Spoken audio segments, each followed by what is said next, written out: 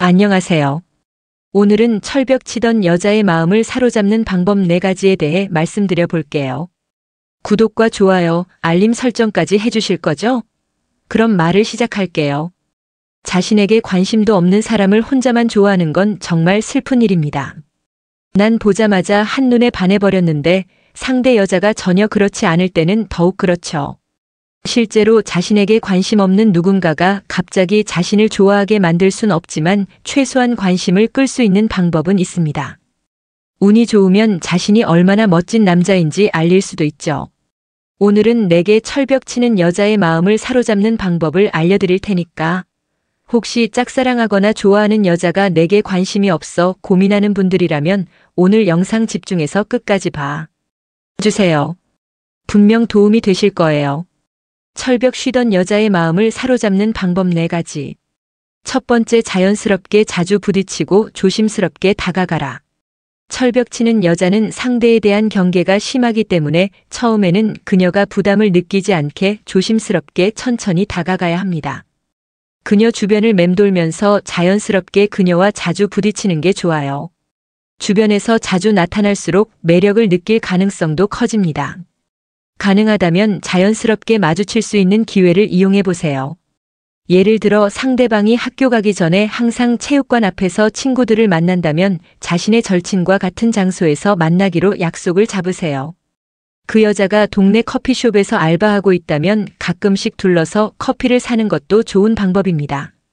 이런 것을 친숙성의 효과라고 하는데요. 누군가의 주변에서 자주 맴들다 보면 더 긍정적인 느낌을 갖게 되는 경우가 많거든요. 그렇다고 너무 오버하지 마세요. 가는 곳마다 나타난다면 여자는 오히려 스토커로 오해해서 무서움을 느끼게 될 수 있어요. 그 여자가 없어도 어차피 가려고 했던 곳에서 시간을 보내야 우연처럼 마주칠 수 있습니다. 이런 식으로 처음에는 가볍게 인사를 나누면서 친분을 쌓아 나가 보세요. 그런 다음에 존재에 대해 긍정적인 어필하는 거죠. 학교 동창이나 선후의 사이라면 그녀가 어떤 과제 때문에 힘들어할 때 도와주기도 하고 회사 동료면 그녀가 야근할 때 함께 남아서 도와주는 식으로 말이에요. 이런 식으로 그녀와 차곡차곡 신뢰를 쌓아가면서 당신이 정말 괜찮은 사람이라는 인상을 심어주어 당신에 대한 경계심을 풀게 만드는 겁니다. 두 번째, 그녀의 친구나 주변 사람을 이용하라. 혹시 이런 경험은 없으신가요? 평상시엔 별로 관심이 없었던 사람인데 옆에서 누군가가 저 사람 괜찮지 않아? 저 사람 인기 많은가 봐라고 말한 후부터 그가 좀 괜찮아 보인 경험 말이에요. 분명 평소에는 관심도 없었고 눈길도 별로 안 갔는데 말이죠. 대체 왜 그런 걸까요? 인디아 대학의 연구진은 이성에게 어떻게 호감을 느끼게 되는지 알아보기 위해서 남녀 80명을 모집했습니다. 먼저 참가자들에게 2명의 이성 사진을 보여주면서 얼마나 매력적인지 물어봤어요. 이후에는 그 이성 2명이 각각 소개팅하는 영상을 보여줬는데요. 그중 1명은 소개팅 상대와야 잘 되어가는 분위기였지만 다른 1명은 서로 관심이 없고 어색해 보였어요. 이 영상을 본 후가자들은 그들의 매력을 다시 평가했습니다. 결과는 매우 흥미로웠어요. 소개팅 영상을 본 뒤 매력 평가 점수가 달라진 겁니다. 참가자들은 소개팅 분위기가 좋았던 사람에게 이전보다 후한 평가를 줬어요. 남녀 참가자 모두 말이죠. 이게 어떻게 된 일이냐고요? 원래 관심이 없더라도 다른 사람의 관심을 받는 사람이면 한 번 더 눈길이 가게 됩니다. 그나 또는 그녀가 그만큼 매력 있고 좋은 사람이라는 뜻이니까요. 내가 발견하지 못한 매력이 있었나? 제가 저런 면이 있었나 하고 생각해 보는 것만으로도 더 호감을 느끼기 마련이거든요. 단 한 가지 예외가 있었는데요. 여자 참가자들은 소개팅하는 여자가 남자에게 관심 없어 보일 때 그 남자에 대한 호감도가 오히려 떨어졌습니다. 여자는 이성을 볼 때 남자보다 더 신중한 편이고 주변 영향도 더 많이 받거든요. 그래서 다른 여자들이 관심 없어 하는 남자는 매력적이지 않다고 느끼기가 더 쉬운 거예요. 그러니까 짝사랑 상대의 친구나 주변 사람들을 포섭해 쟤 괜찮지 않아라는 식으로 나에 대한 칭찬 한마디 해달라고 하세요. 자연스럽게 기억에도 남고 호감도도 올릴 수 있는 좋은 방법이 될 수 있습니다. 세 번째, 마감 임박 효과를 활용하라. 이 방법은 특히나 클럽이나 바 같은 곳에서 첫눈에 반한 여자가 있을 경우 활용하면 아주 효과적인 방법인데요.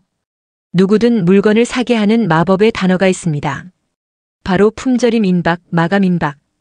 이런 말을 듣거나 보게 되면 속으로 어머 저건 꼭 사야 되라는 마음이 생기게 돼요. 처음엔 관심이 없던 물건도 갑자기 더 매력적으로 보이고 사야만 할 것 같은 느낌이 드는 거죠. 홈쇼핑 같은 곳에서 10분 활용하는 특별한 상술이에요. 그런데 말입니다. 이게 연애도 통한 거 알고 계신가요? 마감 시간이 다가오면 물건도 사람도 더 잘 팔린다는 사실이에요. 톨레도 대학의 스칼 메이디 교수는 한 가지 재밌는 실험을 했습니다. 늦은 밤 바에 들어가 사람들에게 그곳에 있는 다른 이성들이 얼마나 매력적인지 물어본 거예요. 먼저 교수님은 밤 10시에 바에 있던 사람들에게 물어봤습니다. 그저 그렇다는 대답이 대부분이었죠. 2시간 후 밤 12시에 교수님은 다시 한번 사람들에게 똑같은 질문을 했어요. 신기하게도 이번에는 괜찮다는 대답이 많았죠. 바에 있는 이성의 매력도는 괜찮네요 라고 대답한 게 밤 10시에는 46점이었는데 밤 12시에는 64점이었던 거예요. 정말 설마 시간이 흐를수록 더 매력적으로 변하는 걸까요? 의혜진 교수님은 이번엔 바 가게 30분 전 똑같은 질문을 했어요. 그랬더니 놀랍게도 꽤 매력 있다는 대답이 많았습니다. 바에 있는 이성의 매력들을 물어보는 질문에 꽤 매력 있어요 라고 답한 비율이 밤 10시에는 46점, 밤 12시에는 64점, 밤 1시 반에는 76점으로 나온 겁니다. 단 몇 시간 차이로 매력도가 30% 가까이 차이가 난다니 매력적인 사람들이 오는 시간이 따로 있는 것도 아닌데 왜 이런 걸까요? 그건 바로 마감 임박이란 말에 꼭 필요하지 않았던 물건을 사는 것과 같은 원리 때문입니다. 선택지가 별로 없을 때 사람들의 마음이 초조해지기 시작해요. 일단 선택부터 하고 보자는 마음으로 급하게 결정하게 되죠. 빨서도 다르지 않습니다. 문 닫기 전 30분이라는 사실이 무의식적으로 일단 누구든 만나야겠다고 생각하게 하는 거예요. 아까? 왜 못 봤지? 하면서 여자에게 말을 걸게 되는 거죠. 빠르게 선택하려다 보니 평소보다 기준이 훨씬 더 낮아집니다. 그래야 일단 하나라도 선택할 수 있으니까요. 평소엔 얘는 좋아하며 지나쳤을 사람도이 정도면 뭐라고 생각하게 되는 거죠. 어쨌든 아무것도 선택하지 못하는 것보다는 뭐라도 선택하는 게 낫잖아요. 마감 임박 효과를 실제로 어떻게 연애에 써먹을 수 있을까요? 매력 버프가 필요하다 싶은 날에는 조금 더 늦은 시간에 바 가는 겁니다. 그럼 평소보다 30% 더 매력적으로 보일 거예요. 이 효과를 알게 된 여러분은 이제 마감 시간이 가까워져도 아무 이성에게나 현혹되지 않겠죠. 문을 닫을 시간이 되니 서로 더욱 매력을 느끼고 있군이라고 생각하면서 냉정함을 잊지 말아야 합니다. 갑자기 사람들이 예뻐진 게 아니라 눈이 낮아진 거라는 거 이젠 아니까요. 4번째, 그녀가 좋아하는 것을 공유하라. 서로 비슷한 점이 있으면 끌리고 좋아하게 됩니다. 사람들은 자신과 반대인 사람에게 끌린다고 이야기하지만 실제로는 서로 닮았을 때 매력을 느끼게 될 가능성이 크거든요. 그러니까 두 사람의 공통점을 강조하며 그녀가 좋아하는 것을 공감하고 공유해주세요. 그녀와 함께 있을 때 상대방의 이야기에 공감해주고 좋아하는 영화나 노래가 겹칠 때 마찬 걸 쳐주는 거죠.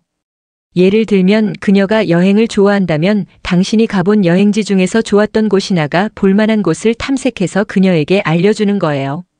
또는 그녀가 좋아하는 영화나 뮤지컬, 연극 등의 티켓을 주면서 함께 보자고 하거나 아니면 그녀가 부담스럽지 않게 티켓만 넌지시 주면서 잼나게 보고 와라고 식하게 말하는 거예요. 서로 공감대가 형성되면 대화를 나누기도 수월해지고 마음을 열게 될 확률이 높아지거든요. 그런데 실제로 좋아하지 않으면서 거짓말로 좋아하는 척하다가 거짓말은 게 들통나면 여자가 아주 실이 될 수도 있으니까 주의하시길 바랍니다. 지금까지 철벽 치던 여자의 마음을 사로잡는 방법 4가지에 대해 말씀드렸어요. 다시 한번 요약해드리면 철벽 치던 여자의 마음을 사로잡는 방법 4가지. 첫 번째, 자연스럽게 자주 부딪히고 조심스럽게 다가가라. 두 번째, 그녀의 친구나 주변 사람을 이용하라. 세 번째, 마감 임박 효과를 활용하라. 네 번째, 그녀가 좋아하는 것을 공유하라. 다음엔 더 재밌고 유익한 영상으로 찾아뵐게요. 끝까지 시청해주셔서 감사합니다. 다음에 또 봬요. 안녕. 중년 여성이 연하남에게 끌리는 심리. 유독 연하남을 원하는 여성들이 있습니다. 제가 아는 지인 중에 50대 후반인데 남편과 수년 전에 이혼을 하고 혼자 살다 연애를 시작하려고 하는데 절대 연상은 싫고 4-5살 아래의 연하남을 원한다고 합니다. 왜 그러는지 물어도 자신도 모르겠답니다. 원래 전 남편은 자신보다 나이가 5살 정도 많은 남자였습니다. 저의 개인적인 추측으론 가부장적인 남편 때문에 연하남을 원하는 것은 아닌지 하는 생각이 듭니다. 하지만 그것도 옳은 것이 아닙니다. 그래서 중년 여성이 왜 연하남을 원하는지를 진화심리학적인 측면에서 살펴보려고 합니다. 물론 이것도 저의 추측이지만 하여튼 50대 후반의 여성이 연하의 남성을 선호하거나 관심을 갖는 경우 많은 사람들은 이를 단순히 외로움이나 젊음에 대한 욕망으로 해석하는 경향이 있습니다. 하지만 진화심리학적으로 보면 이 현상은 훨씬 더 복합적이며 깊은 심리적 동기에서 비롯된 것이라 할 수 있습니다. 자기 효능감과 매력의 재확인 욕구. 나이가 들수록 여성은 사회적으로 여성성이나 매력에 대해 점차 낮은 평가를 받는 경향이 있습니다. 특히 중년 이후에는 출산 가능성이 사라졌다는 이유로 생물학적 측면에서 여성을 바라보는 시선이 달라지곤 합니다. 이러한 외부의 평가 변화는 곧 내부의 자존감 저하로 이어질 수 있으며 이때 여성은 본능적으로 나는 여전히 매력 있는 존재인가? 라는 질문을 던지게 됩니다. 자신의 여성성을 확인하고 싶어 젊은 남성을 찾는 경우가 의외로 많습니다. 연하의 남성은 이 질문에 대해 긍정적인 신호를 제공할 수 있는 존재입니다. 젊은 남성이 자신에게 호감을 보인다는 사실은 여성이 자신의 외모나 지적 능력 또는 정서적 매력을 아직도 유지하고 있다는 증거로 받아들여지며 이는 곧 자기 효능감의 회복으로 이어집니다. 진화심리학적으로 볼 때 이는 자신이 여전히 짝짓기 시장에서 경쟁력 있는 존재라는 것을 확인하려는 적응적 반응입니다. 특별히 젊은 연하남을 찾는 경우 여성들은 매혹적인 몸매를 가지고 있고 관리를 잘하는 경우가 많습니다. 정서적 돌봄과 활력의 수용.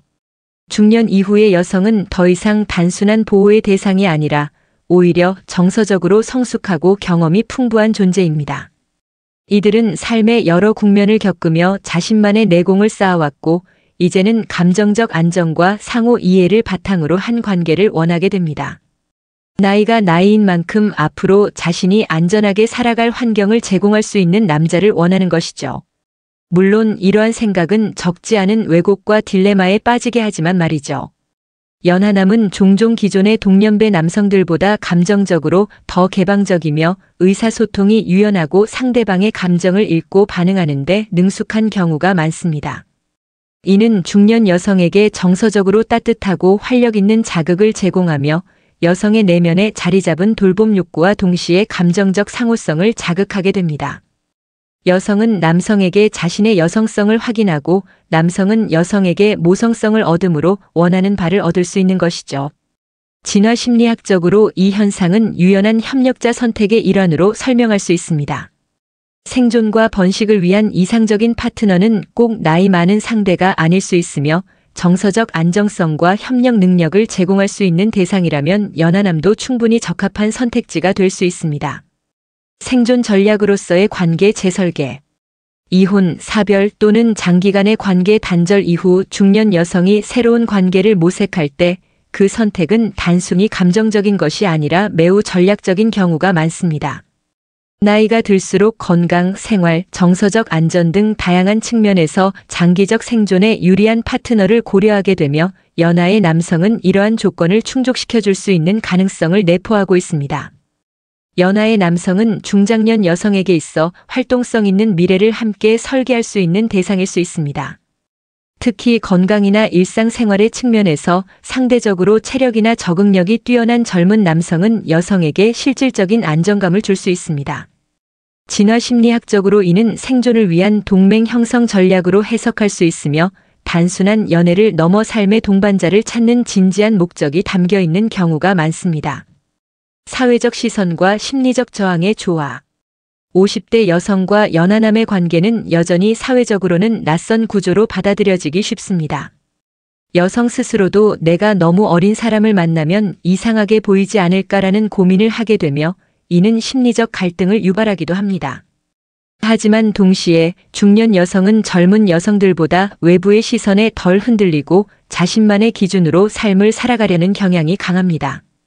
진화 심리학적으로 이는 사회적 위계와 독립성이라는 두 가지 요소의 균형에서 이해할 수 있습니다.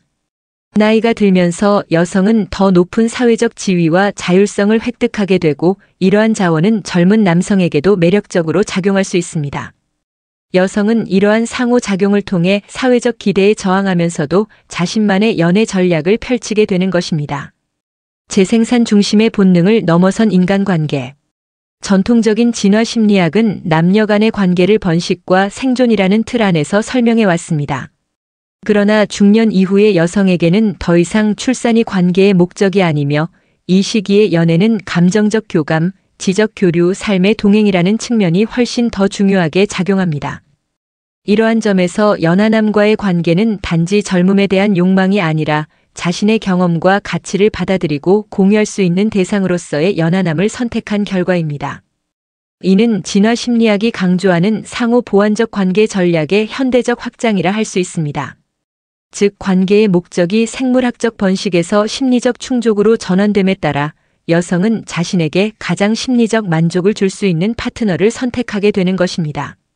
마무리하며 관계 선택의 자유와 심리적 정당성. 50대 후반의 여성이 연하남에게 끌리는 심리는 단순히 일시적인 감정이 아닙니다. 그 속에는 자기 회복, 감정적 상호성, 생존 전략, 사회적 독립성 등 다양한 심리적 요소들이 얽혀 있으며 이는 오랜 진화 과정 속에서 인간에게 축적된 본능과도 깊은 연관이 있습니다. 중년 이후의 연애는 청춘의 열정과는 다른 방식으로 아름다움을 만들어냅니다. 그것은 삶을 성찰하고 감정을 조율하며 함께 살아가는 사람을 신중하게 선택하는 과정입니다. 그리고 그 선택의 결과가 연하남일 수도 있다는 사실은 오히려 인간관계가 진화하고 있다는 증거일지도 모릅니다. 중요한 것은 나이나 형식이 아니라 그 관계가 여성에게 얼마나 건강한 감정과 자율성을 회복시켜주는가입니다. 진화 심리학은 이러한 복잡한 내면을 이해하는 데 유용한 도구일 뿐 우리의 삶을 제한하는 틀은 아닙니다. 그러니 누군가의 사랑이 연하의 남성이라면 그것은 그 자체로 충분히 존중받아야 할 삶의 선택입니다.